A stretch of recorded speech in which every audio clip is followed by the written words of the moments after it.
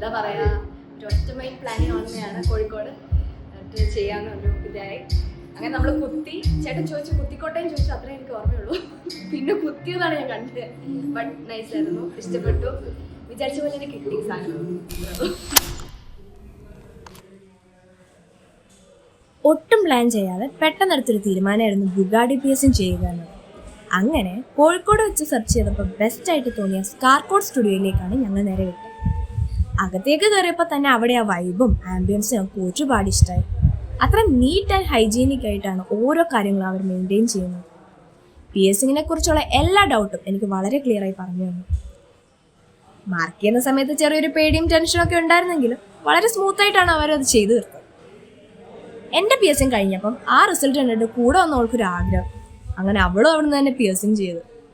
പെട്ടെന്നെടുത്ത തീരുമാനമായിരുന്നെങ്കിലും result ശരിക്കും അടിപൊളിയായിരുന്നു. We are so happy.